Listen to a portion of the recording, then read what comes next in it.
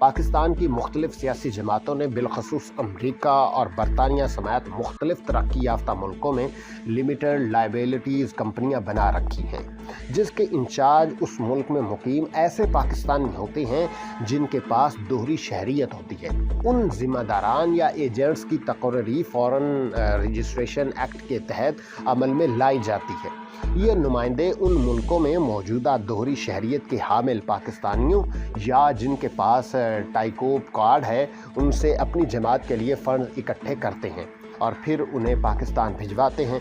उन एजेंट्स को पार्टी का मंशूर भेजा जाता है और ये हिदायत दी जाती हैं कि पाकिस्तानियों के अलावा किसी गैर मुल्की हुकूमत, शख्सियत या इदारे से पार्टी के लिए फंड्स हासिल ना करें।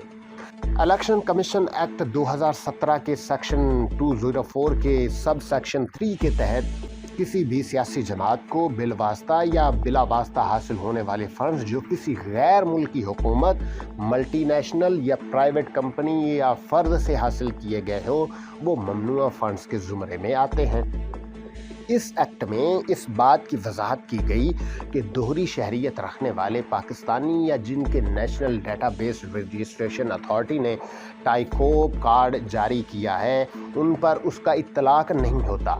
इसके अलावा सेक्शन 204 के सब सेक्शन 4 के तहत अगर ये साबित हो जाए कि किसी सियासी जमात ने ममनुआ ज़राए से फंड्स इकट्ठे किए हैं तो जितनी भी रकम पार्टी के अकाउंट में आई है उसको बहक सरकार ज़ब्त करने का इख्तियार भी इलेक्शन कमीशन के पास है।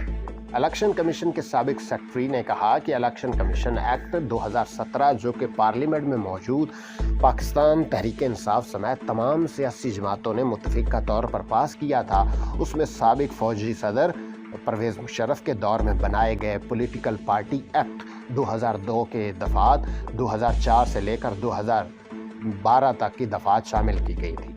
उन्होंने कहा कि ये तमाम दफ़ात सियासी जमातों की फॉरम फंडिंग से मुतल्लिक है। इन कानून के आर्टिकल 2010 के तहत अगर किसी जमात पर ममनुआ ज़राए से बैरून मुमालिक से चंदा इकट्ठा करने के सबूत मिल जाए तो इलेक्शन कमीशन उस वक्त की हुकूमत को उस जमात के खिलाफ रेफरेंस भेजेगा जिस पर अमल दरामद करना हुकूमत वक्त का काम होगा। उन्होंने कहा कि इलेक्शन कमीशन एक्ट 2017 की शिक 2012 के तहत ममनुआ ज़राए से हासिल होने फंड्स की पादाश में इलेक्शन कमीशन उस सियासी जमात को कालादम करार देने के हवाले से वफाकी हुकूमत को लिखेगा और वफाकी हुकूमत 15 रोज़ में ये मामला सुप्रीम कोर्ट को भेजेगी। उन्होंने कहा कि अगर सुप्रीम कोर्ट ऐसी सियासी जमात के खिलाफ भेजे गए रेफरेंस को दुरुस्त मानती है तो ऐसी सूरत में सियासी जमात ख़त्म हो जाएगी।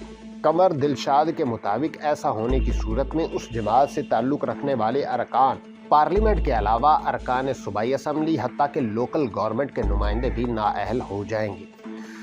पाकिस्तानी तारीख में सिर्फ एक सियासी जमात पर पाबंदी आयद हुई है। पाकिस्तान में सियासी जमातों पर मुख्तलिफ अदवार में ये इल्ज़ामात आयद किए जाते रहे हैं कि उन्होंने फ़लाँ दुश्मन मुल्क या ऐसा मुल्क माली मुआवनत फराहम कर रहा है जिसका पाकिस्तान में कोई मुफाद हो, लेकिन मुल्की तारीख में इलेक्शन कमीशन ने सिर्फ एक सियासी जमात पर पाबंदी आयद की थी जिस पर इल्ज़ाम साबित हो गया था कि उन्होंने मुबैना ज़राए से पार्टी चलाने के लिए फ़ंड्स इकट्ठे किए हैं। ये जमात नेशनल अवामी पार्टी थी। नेशनल अवामी पार्टी एक प्रोग्रेसिव सियासी जमात थी और उसकी बुनियाद 1958 में उस वक्त के मशरकी पाकिस्तान और मौजूदा बांग्लादेश के दारुल हुकूमत ढाका में अब्दुल मजीद खान ने रखी थी।